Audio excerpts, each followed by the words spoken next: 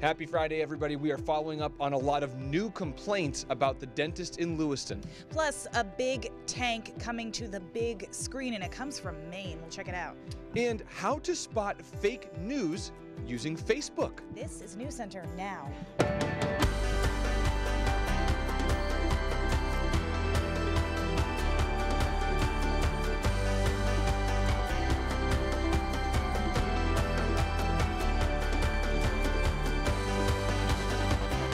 Hello, everybody. I'm Chris Costa in for Lee Goldberg today. And I'm Amanda Hill. New complaints about this oral surgeon whose license has been suspended 3 times by the Maine Dental Board.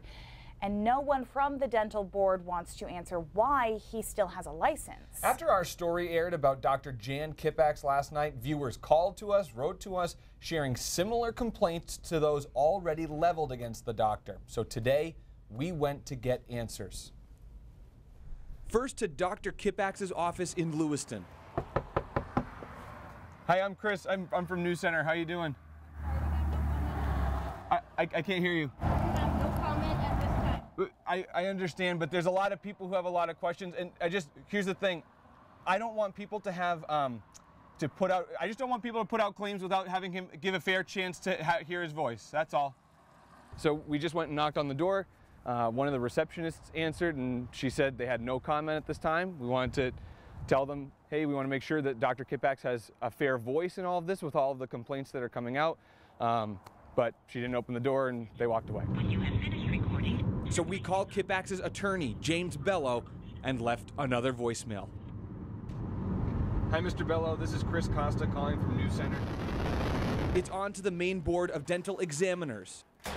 I was wondering if Penny's around. She's in a board meeting. Duplicated in several sections. The board was in a meeting, so we went in and asked again for an interview, wanting to know why Kipax, after 3 suspensions and dozens of formal complaints against him, is still allowed to see patients. A question Executive Director Penny Valancourt doesn't seem to want to answer. Now, the person who normally approves or denies an interview request with the dental board did send us an email today. Doug Dunbar, he's the legislative liaison. He says he does not think it's appropriate for staff to be interviewed with ongoing cases, saying it's important that nothing could be said that could impact cases one way or another. Certainly a talker. A lot of people still weighing in on this. And we just got so much response, we felt like we had to follow up. Right. We will continue to follow this. Yep. Hey, lots of sunshine today, wasn't it? It was nice to get out, yeah. Sounds like we got a pretty decent weekend on tap, Keith. Yeah, I appreciate your aggressive reporting, Chris. Thanks, if Keith. you get your teeth knocked out during it, just don't go to that dentist. Yeah. You should be all set. All right, let's talk about what's going on. Yeah, beautiful day today. Sunny, 59 degrees. We actually got to 60 or 61. We'll have to check the thread when it finally comes in later this afternoon. A lot of us in the upper 50s, but the sun angle this time of the year is the real key. As soon as that sun starts to wane, late afternoon, early evening, you feel that cool air coming back. Nice and sunny across the entire state, looking to New Hampshire and Vermont. And if we widen this picture out, nothing going on until you get into the Ohio Valley. So we're going to see most of Saturday be a beautiful day before these showers here arrive Saturday night into early Sunday morning. If you look at these showers, though, towards St. Louis and coming up in through Chicago, they're very disorganized, and that's how they'll stay as they move towards us tomorrow night. So not a ton of rain coming our way, just a few showers in there. So here we are on Saturday, almost start to finish sunny, but by the time we get into late afternoon, early evening, here come the showers, 8 to 9 over western Maine, then moving up through the mid-coast and down east Maine around midnight. But by Easter Sunday, the showers are out of here by about 5 or 6 in the morning, and I think it sets us up for a really nice middle of the day on Easter Sunday with a lot of sunshine. That sunshine may destabilize the atmosphere and give us a few showers and thunderstorms by Sunday afternoon. That day, guys, could be in the 70s, but I don't know if winter is completely ready to give up. We'll talk more about that in a few minutes. Why don't we just cut the mic when he said that? La, la, la, la, la. And we're done with Keith. Cool. Bye. Yeah. Okay, all you procrastinators, time has come. Your taxes are due on Tuesday, but don't worry if you haven't filed yet, like me. Sounds like there's still And me too. I hate so there's to still admit hope, it. right? Yeah. There is still hope. The good news is you could probably get them done on your own this weekend without hiring help. So we went and looked at some of the best ways to do that. When it comes to tax time, Julia Brown is all about convenience, which is why she uses the popular software TurboTax. Between working and going to school, I need something quick, easy, get it done. Because my tax situation is straightforward, I think it's a good solution and a safe solution for me. For tax year 2015, IRS reports show that 40% of taxpayers who filed electronically were just like her. They didn't use a paid tax preparer. Consumer Reports says using an online or mobile app can help you get the right results. We looked at the 3 most popular tax software products. That's TurboTax, H&R Block, TaxAct, and we found they're all pretty good for simple situations especially. Of course, filing on your own has become even easier with the help of smartphones. All 3 allow you to automatically upload your W-2 information by just simply taking a photo. But what if your tax situation isn't quite so simple? If your tax situation becomes more complicated, say you're self-employed, you're probably going to have to upgrade, and that could cost an extra $10 to $60. If you've donated stuff to a place like Goodwill, you can probably get a deduction if you correctly itemize your return. Consumer Reports says all 3 have tools to help make your itemized deductions pretty easy. And of the 3, Consumer Reports says TaxAct has the best value for people who do itemize or own a home or have simple investments.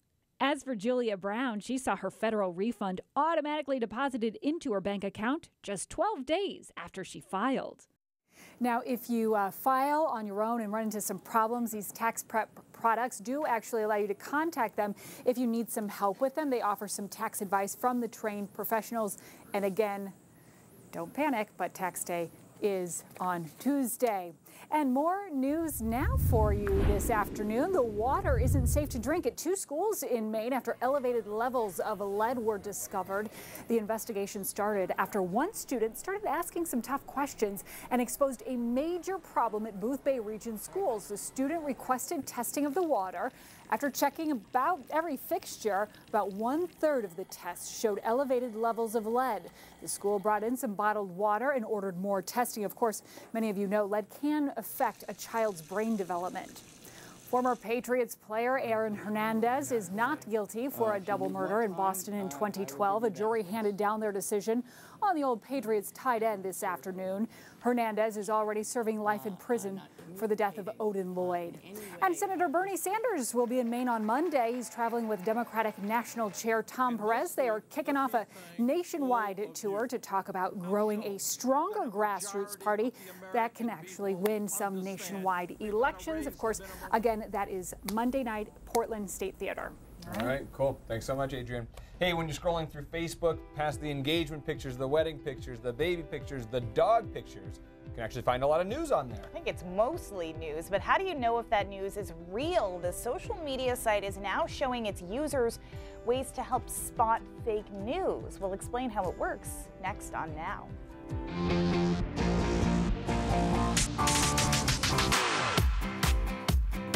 Hey everybody, I'm Katie Ortiz with your Social Stop. If you've logged into Facebook recently, you may have noticed this at the top of your feed: tips for spotting false news. The social media platform has previously been under fire for not doing enough to curb the spread of fake news, and now they're working with a nonprofit group called First Draft. Facebook says that group is dedicated to improving skills and standards in the reporting and sharing of information online. Joining me now is Jared Maxfield with Necessary Technology. Jared, thank you so much for being here today. Thanks for having me. All right, so why don't you explain this tool and how this all works for their users? A couple of things are going on. The first thing is, as you mentioned, Facebook has come out with a new tool. People will see that at the beginning of their news feed for an abbreviated period of time. It is a test right now. The tool will help, basically help point us towards a direction of, is this a credible news story? For example, if you try to share a news story, some of the people they've partnered up with, Snopes.com, the Associated Press, you know, they're essentially looking at some of these articles and will throw up a flag, literally a message saying, hey, this has been disputed by ABC News, or you may want to look further into this. You can still share it, of course, but they will kind of give you almost a warning that there's something a little off about this story and you might want to do some further research. Okay, and you also explained that with this tool there kind of comes this other piece that's more educational for the users. Correct.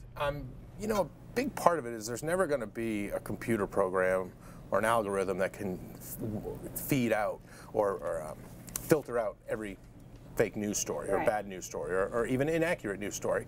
So really what they're doing is also teaching us just really some basic common sense when it comes to looking at a news story.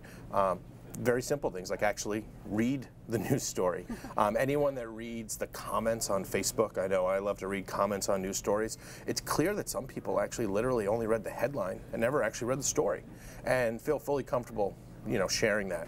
Now, why is it so difficult to know what is not real? Well, and now you're getting into more opinion, but I mean, in my opinion, first of all, we all tend to gravitate towards the news stories that we want to see.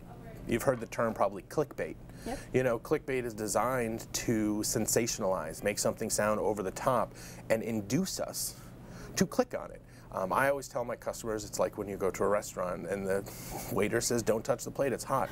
Half of us immediately touch the plate.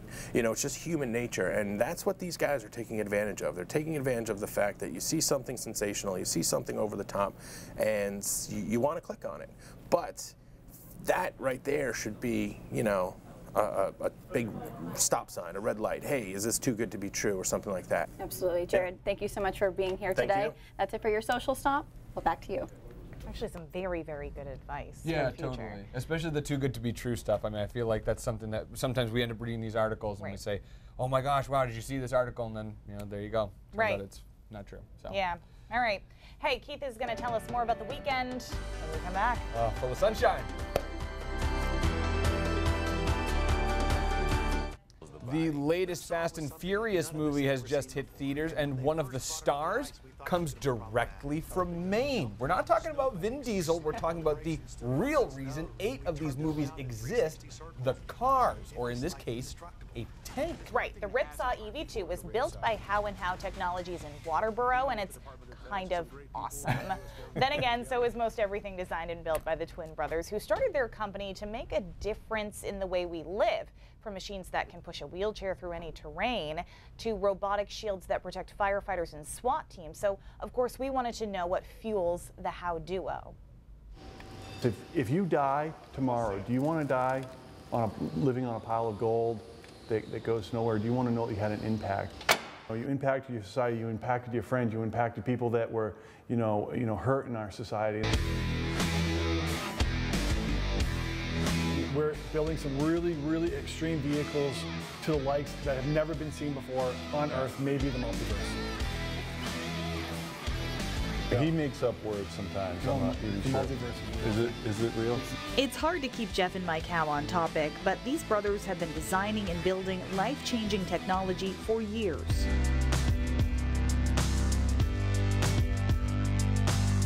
We're making robots for firefighting, and they're actually really, really cool tools. We have systems for SWAT as well. We like to have big things. We got a tank.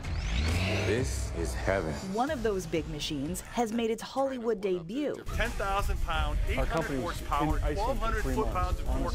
Yeah, baby!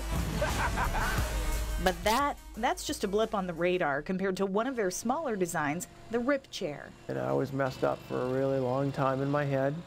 A work accident changed Tony Tulo's life a decade ago. And I started seeing a lot of stuff online, actually stuff from How and How. And then I got involved with them as far as outdoors again. Then they put out the Rip Chair. And ever since then, life's been good. Tony's job with How and How is to get more people into the Rip Chair. And that is what these brothers get serious about. We had a couple twins come up from Boston. They have a disease.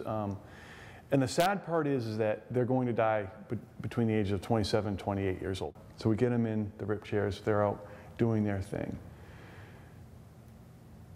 They're crying, Mom and Dad are crying, and we're all crying because Mom and Dad know that they only have about a year or two left with their... And the power that gave us, that gave them, just to know that we were part of something that their parents will always remember, that they will always remember. is a value that you can't put money on. From beefing up their own bikes as kids to creating a technological empire in the woods of Maine, the Howe brothers have a lot to be thankful for. We're not only developing engineering for the business, Then again, so do the people they help. but we're also trying to do good. The Howe brothers are hosting a screening tonight of the movie at Smitty's Cinema in Sanford. Proceeds from tickets sold will fund their charity Outdoors Again. That's something they founded to get anyone struggling with a physical disability back into activities they once loved, like fishing or hunting. We've posted more information about that on our mobile apps. That's really cool. Guys, How? I like it. Just seems like it all comes from right here. Yeah, You know they what I are mean? just That's such really down-to-earth guys. Just cool stuff. It's amazing. Like, you sit and talk with them, and just the wheels are constantly turning for them, and they just want to build these really cool things. And they were saying it sparked from when they were kids. They really didn't have a lot of money and a lot of material things, and so they were like, well, I can't have that. I'm going to build it. But you know, it's one of those things that they say, if you never want to work a day in your life, pick a job you love, and that looks like they have so much fun. Yeah. I actually feel that way about my job too, where most of the time I don't mind coming in. I don't make cool stuff like that, but I'm just saying, not a bad job, especially a day like today. Yeah, I don't know why I'm standing on this box. I looked really tall. The box was there and I stood on it. I don't know. Just do what I'm told. 59 right now in Portland, temperatures generally in the upper 50s. We got into the low 60s for a brief period of time in a lot of communities and then kind of going back down over the next couple of hours. Nice and bright. The small scale model tried to pop up some showers over Aroostook County, and that did not happen as I expected it wouldn't. It's just too dry in the atmosphere. So we've got another nice day on tap here. If you look off to the west, there's more clear skies. And then our storm system that moves in tomorrow night and into the first part of Easter Sunday is right here. But it's disorganized in nature. It's just got a few showers. St. Louis and up into Chicago, and that's how it's going to come through our neck of the woods on Saturday night and through Sunday morning, and then we clear out in between. So another nice day tomorrow, no problems at all during the day. Overnight, some showers start moving in. They may move in early evening, say 8, 9 p.m. over western Maine, but the middle of the day on Sunday is nice, and it's mild. We're really torching this warm sector. I think Boston could get to 85. I don't think we'll get that warm in Maine, but certainly wouldn't shock me to see 70s over the southern half or so of the state on Sunday. And then Sunday afternoon, a few showers, maybe even a rumble of thunder as the atmosphere destabilizes. And then on Monday, we start cooling down, and it'll be a reminder by mid next week that spring has just a loose foothold on Maine right now. It's not a total grip. All right, so here we are on Saturday. Through the day, nice. Here we are Saturday night with the showers coming in. Notice by Sunday midday, we start to clear out, and most of the state is in pretty good shape. It's Sunday afternoon that we see a shower or thunderstorm move through, and then on Monday, as that cooler air moves in, look what happens over in northern Maine. A few snow showers up there, a sign of cooler times. And as I mentioned, you'll see more of that as you head into Tuesday and Wednesday. We're going to have to watch these systems because there's a possibility that across the mountains and northern Maine will at least mix with some snow on our next few precipitation makers, another one on Friday and Saturday. So I'm not overly hot on this being a big deal as far as mixing or not mixing. I just think you need to be aware that when temperatures are in the 40s during the day, if you time it right, you will see flakes overnight. So that'll be a big change. But this is kind of how it goes, guys. You know, it's hard to ride out into the sunset here in Maine spring-wise. But positive is the weekend on the whole looks good. Yeah, awesome. yeah. So, Just is this better? The height? Is this height better? I think so. I'm looking at it on. Yeah, I think so. Yeah, too hot. Oh, too Shaq hot. over here. It's too much. Okay. All right. Hey, we'll be right back. All right. Today's brain drops. Have you ever done something and thought, what are the chances of that? Yes. Like what, you know, hitting a bullseye playing darts. Yeah. Okay. So last night I got this great towel rack from Pottery Barn. I went to install it in a random spot on my bathroom wall, and the second screw I put in, I hit a sprinkler pipe. So it got me thinking, what are the statistical chances of this happening? So this is my bathroom wall. These are the dimensions. 108 inches tall, 9-foot ceilings, 82 inches this way, and there's a cabinet here. So to figure out the statistical chances, the first thing you have to do is find out the rough area of that room. Okay. So there it is, in inches, 8,856 square inches. But of that, some of that's cabinet where I wouldn't possibly drill. Right. So I subtract that, that's 880 inches. You end up with almost 8,000 square inches that I could drill into. Okay. So that's the first thing I thought of. The second thing to think about is how big is the pipe in the wall. Right. Well, the pipe is 1 1/4 inch sprinkler pipe. However, if you think about it, you could graze 1/8 of an inch on either side of the pipe and still be able to screw in what you're trying to screw in on either side, because there's some give to it laterally. Right. So the effective surface area of the pipe is 1 inch, Yeah. and the height of the whole ceiling is 108 inches. So this is what we ended up with. 108 square inches of possible pipe you could hit, divided by the possible area I could drill, equals 0.135 times 100 to make it a percentage, 1.35% chance that I would drill into a sprinkler pipe randomly. And you did it. And I did it. Wait, but most importantly, what happened? Luckily, I did not burst all the way through the sprinkler pipe. That's what's important here. Yes, I'm still married. All right. What are the News chances, coming up, though? News Center at 5:30.